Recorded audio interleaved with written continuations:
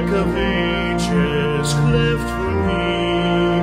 Let me hide myself in thee. Let the water and the blood from thy wounded side which flowed be of sin the double cure. Save from wrath and make me pure. Not the labors of my hands can fulfill thy law's demands. These for sin could not atone. Thou must save, and thou alone.